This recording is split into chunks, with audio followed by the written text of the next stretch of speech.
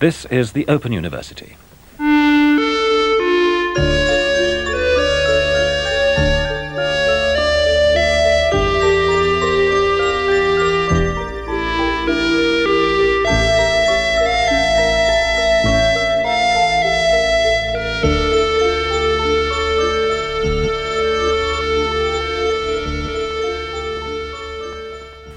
I was starting to respond to what's now called New Wave. And in 78, that really goes bang. You know, I kind of see Bowie live for the first time, finally, on the stage tour in Glasgow, the Glasgow Apollo with its big high stage. And I'm convinced to this day that Bowie does this gesture to me, does this binoculars gesture, because I'm doing a binoculars gesture at him. We're in the middle. I do this gesture and he does it back to me. It's my first actual communication, and that's something that you can do in a live concert. You can heckle, no, not that I would have heckled Bowie, of course. Probably would have been killed in Glasgow for heckling Bowie. And all these people are in the audience, all Joseph Kay and Orange Juice, and those people are in the audience at the same concert, the same series of concerts. I think he did several nights at the Apollo. And, everybody taking notes. And so in 78, the records I buy, it's The Man Machine by Kraftwerk, which I think I got by mail order, writing away for it. Real Life by Magazine, it's the first album I bought because I read a Music Press review, which said, this is the future of rock and roll, blah, blah, blah. Anyone who's remotely interested in innovation, whatever, should buy this record. It was a Melody Maker review. So I was beginning to read the Music Press, and that's when you get nerdy. You know, you really start to think for yourself as a music person. You tell me that we've been praying for a bright and clever hell. I think we've been forced to our knees, but I can't tell. More songs about buildings and food. Talking Heads were getting more arty in a way I liked. Their first album is kind of just naive expression, and then the second album starts to get, and the cover design actually confirms it. There's little Polaroids, kind of composite photographs of maps and of the band itself made with Polaroids. It's sort of New York art world idea of what a band sleeve might be. Damn that television! What a fine picture! Don't get upset. It's not a major disaster. There's nothing on tonight, you say. Don't know why you bother. Nothing's ever on, she says. So I don't know why we bother.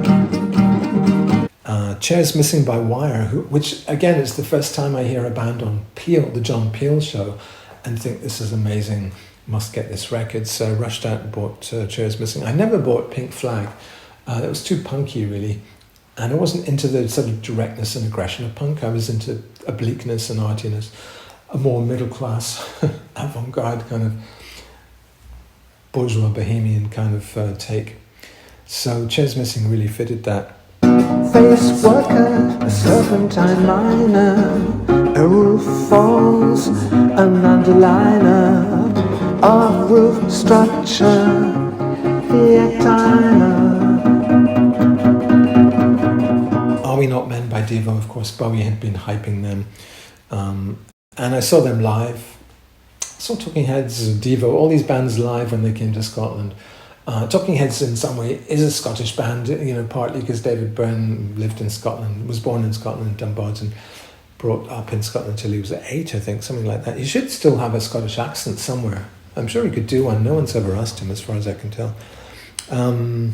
Music for films, Brian Eno. I start to get into Eno in a big way at this point, but more his ambient and experimental synth music, not so much as vocal music. So I didn't really hear Taking Tiger Mountain or those solo albums with songs. I did buy the Before and After Science album and was a little disappointed with it. It seemed a bit wishy-washy after the Bowie recommendations. I should really have gone back to Taking Tiger Mountain instead, which I discovered really much later. So I'd get things like No Pussyfooting, Fripp and, or Evening Star, or that kind of collaboration. More interesting and more fruitful though was the Obscure Records series, which I remember buying from Virgin when Virgin was on Frederick Street, I think in Edinburgh. It was still a small indie feeling record shop. I think I even bought Tubular Bells. I went in with a friend from school and we split the cost of Mike Oldfield's Tubular Bells, which was kind of compulsory record. And only later I realized that it was sort of mediating American minimalist new music to the rock masses and had the voice of Viv Stanshall and things on it. But yeah, 78, it's the first year where I really have more than 10 albums. I've actually go out and buy more than 10 albums. So it's things like After the Heat. I'm a student by this point, so, you know, classic student spending his grant on records.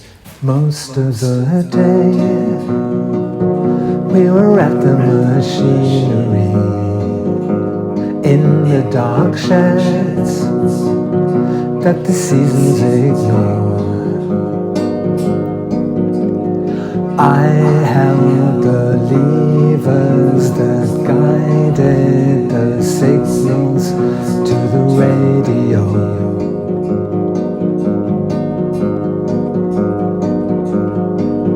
Broken lines, twisted lines, broken signals from before.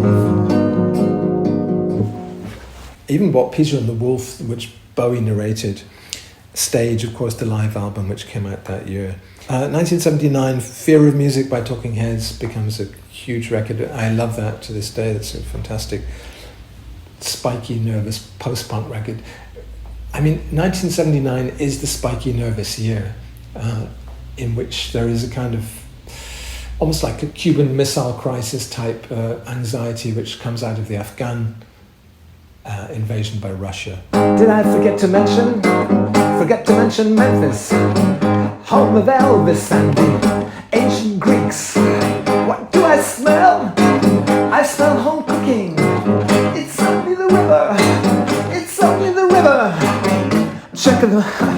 So you get Unknown Pleasures, which I bought on the Strength of Music Press recommendations. She's lost control again. And just coming to she's lost control again. And she never knows why I understand. She's lost control again. And she comes down on the side that says I lost control. She's lost control again.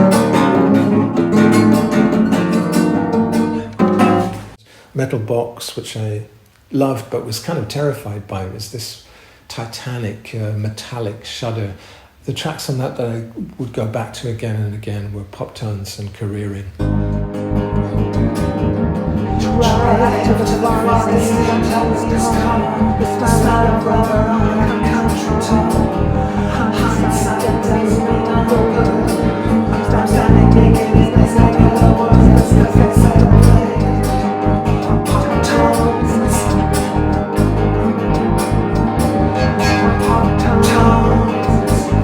Careering, entirely a synth-driven track and very, very atonal, very experimental. And I remember my dad listening.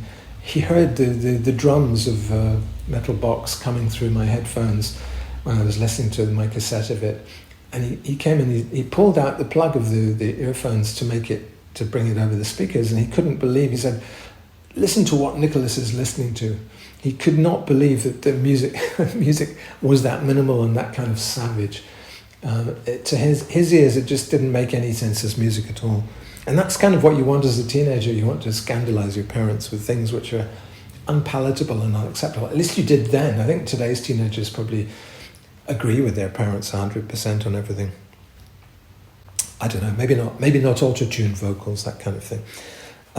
79, of course, is the year of Lodger, which is the definitive Bowie album for me because it's the most weird and experimental and Momus-like, so that is me as Bowie and Bowie as me, really. I begin to confuse us at that point. Time flies when you're having fun. Break his heart break her heart.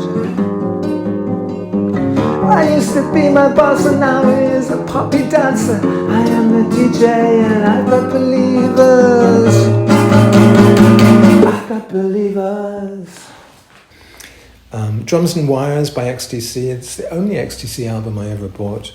I liked their energy, but there's something annoying about XTC, like their hyperactive kids in the classroom who are throwing ink pellets and paper planes. And Secondhand Daylight, magazine's second album, which is kind of alienating but also fantastic. And you can hear a lot of the Aladdin Sane period Bowie in the piano that Dave Formula's playing on that. Weird green, sickly cover playing up Howard's ugliness, which they like to do because, of course, all the Odeon Redon kind of resonances were in their artwork already. Linda Sterling, who later became a noted artist in her own right, doing the sleeves a lot of the time for them. 154, which I've just referenced in my new album cover, of course, cover artwork. The abstraction and daringness and lack of typography and everything, very arty and a fantastic record texturally. Mike Hedges, the producer, bringing synths more and more into Wire's sound, but also the guitar sounds being just extraordinary, just sounding like animal shrieks. And some of the Eno synth, the briefcase synth stuff that Eno was providing on Lodger, Wire achieved by simply using their guitars, using the wire, literally. You'll be sorry when the sun has roasted you too. Lobster red, nothing said. When yellows turn green to brown, divide by 4. Multiply by 9, describe your divisions, anatomical division. Never lacked a sense of it. On arriving with the time you've gained, tucked into your briefcase next to your copy of the Nouvelle Observateur. An evening of fun in the metropolis of your dreams. An evening of fun in the metropolis of your dreams. An evening of fun in the metropolis of your dreams. An evening of fun in the metropolis of your dreams. I was also really impressed by Throbbing Gristle because Peel had played Hot on the Heels of Love, and I just thought, wow, this sounds like nothing I've ever heard. I don't know where these people are coming from. Turned out they were coming from the art world and sort of sleazy performances at the ICA and this kind of thing. So this was a sort of herald of future directions that I'd take as well, where that area where performance art and music crossover. It's the most tongue-in-cheek record sleeve you'll ever find because it's trying to look like a K-Tel compilation, or it's the group with a Range Rover on the top of the White Cliffs of Dover or something. And it just sort of hits you, it blindsides you. It comes in from this area where you're not expecting there to be hauntological and scary horror resonances. Somehow its purity, it's the cleanness of it makes it even dirtier somehow. The Slits also really getting into Cut. John Peel seemed very disappointed that they'd abandoned their punky energy, but I really liked the reggae side of Cut. Newtown, where everybody hangs around watching football-y now and sniffing television. People like Dennis Baval as well starting to get into that, or Mikey Dread. I started to really like toasting reggae kind of stuff, which is, I suppose, was a precursor of rap. And reel-to-reel cacophony, we had local heroes, Simple Minds, who would always be supporting Magazine on their tours, so I'd see them quite a lot around, playing to very small audiences at this point. And I hadn't really liked the first album because it was a bit retro, 60s references, the Chelsea Girl and all the rest of it, but the second album, Reel-to-Reel Cacophony, you could hear them taking on Kraftwerk and more experimental, weird music. So I liked that. Even Susie and the Banshees, I bought Join Hands in 79. 1980s Scary Monsters. I'm only going to take this up to when I started making music actively in 1982 myself, because this is the formative albums, really.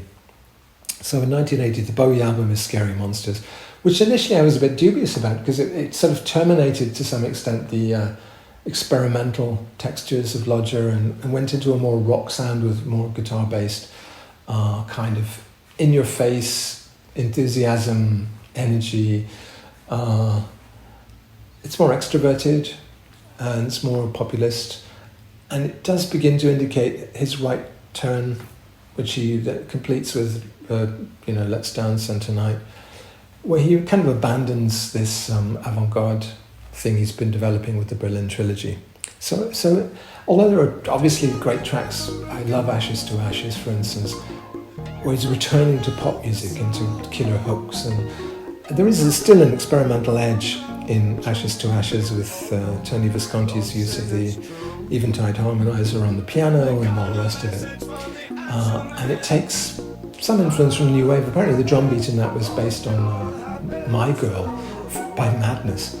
If you listen to them, even the guitar, the little sort of slidey guitar part is in My Girl by Madness. It's so weird that they would take that and transmute it so much.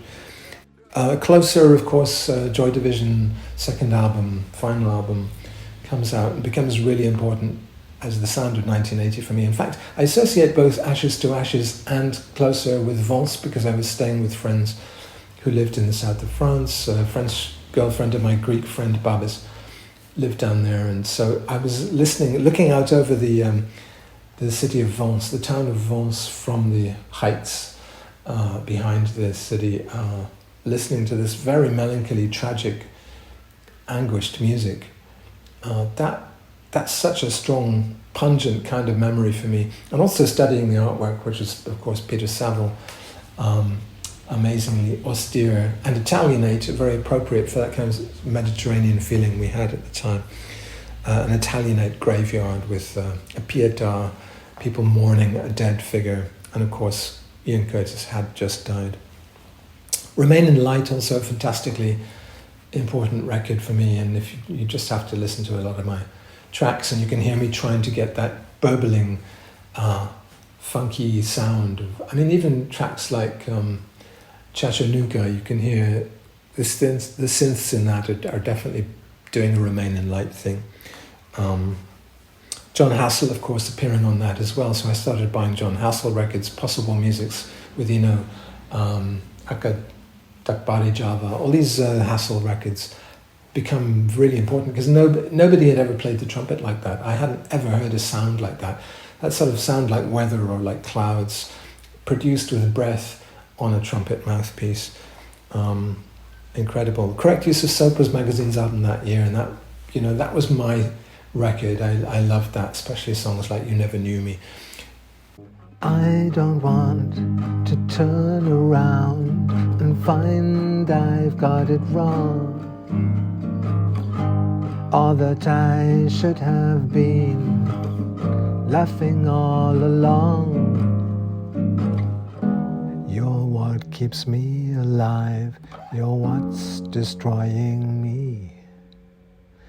Do you want the truth, or do you want your sanity? Or I'm a Party, which has this amazing kind of time signature change in the middle where it goes into a jazz do-do-do-do-do-do-do-do, and then back into the 4/4 rock kind of rhythm.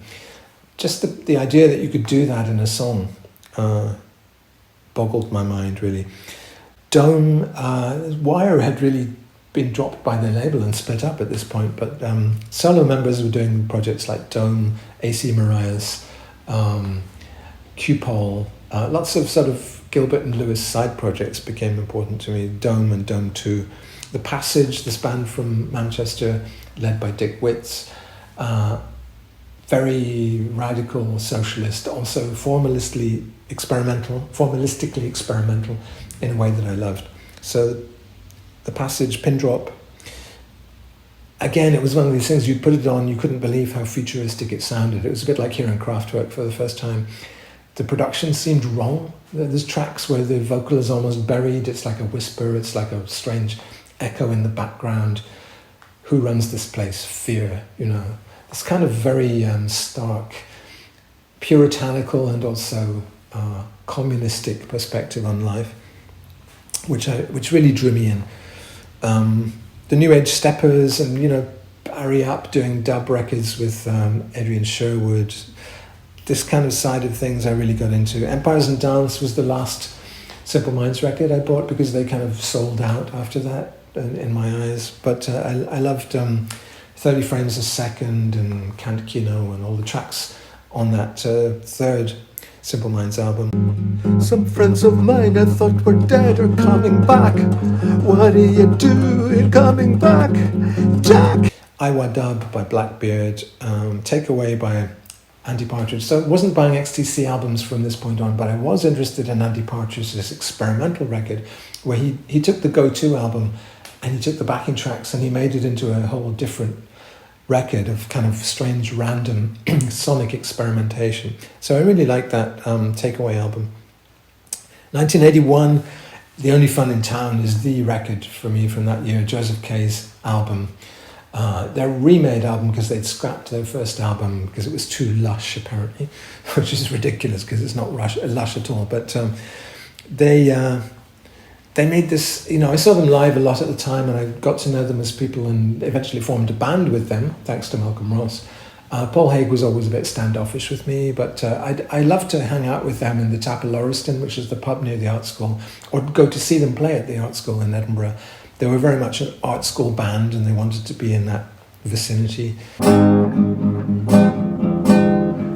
You may be dumb, but the passage of time could change anything, like these feelings we find. So I'll disappear through the crack in the wall, and the memories I leave will be nothing at all.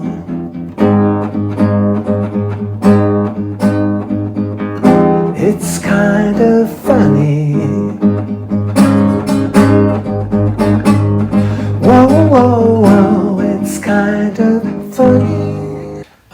Along with the Fire Engines, Davey Henderson and crew, there was this kind of Beefheartian energy and a kind of Velvet Underground intensity, and, you know, indie as we've come to know it and tolerate it, to accept it, love it, whatever.